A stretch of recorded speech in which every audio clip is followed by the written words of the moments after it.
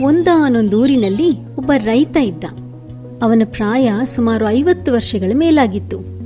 ಜೀವನ ಇಡೀ ಆತ ಪ್ರಾಮಾಣಿಕವಾಗಿ ಕಷ್ಟಪಟ್ಟು ದುಡಿದಿದ್ರೂ ಇನ್ನೂ ಬಡವನಾಗೇ ಇದ್ದ. ಹೊಟ್ಟೆ ಬಟ್ಟೆಗೆ ಹೊಂದಿಸೋಷ್ಟ್ರಲ್ಲಿ ಸಾಕಾಗ್ತಾ ಇತ್ತು. ಒಂದು ದಿನ ಆತನಿಗೊಂದು ಆಲೋಚನೆ ಬಂತು.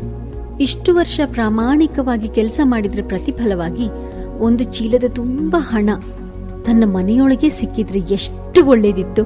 ಯಾರದ್ದೋ ಹಣ ತನಗೆ ಸೇರ್ತೆ ಅನ್ನೋಂಥ ಅನುಮಾನಗಳೇ ಇಲ್ಲದ ಹಾಗೆ ಸಂತೋಷದಿಂದ ಅಷ್ಟೂ ಸಂಪತ್ತನ್ನ ತಾನೇ ಇರಿಸ್ಕೊಳ್ಬೋದಿತ್ತು ಅಂತ ಅಂದ್ಕೊಂಡ.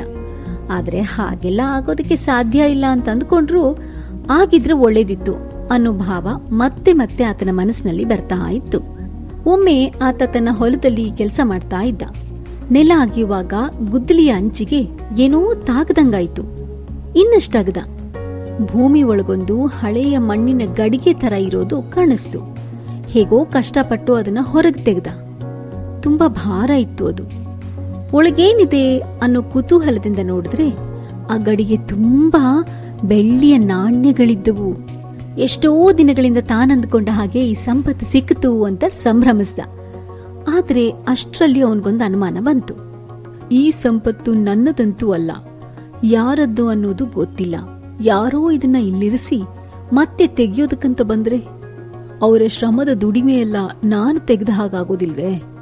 ನನಗೇ ಸೇರಬೇಕಾದ ಸಂಪತ್ತಾಗಿದ್ರೆ ಅದು ನನ್ನ ಮನೆಯಲ್ಲೇ ದೊರಿಬೇಕಾಗಿತ್ತು. ಛೇ, ಇದು ನಂದಲ್ವೇ ಅಲ್ಲ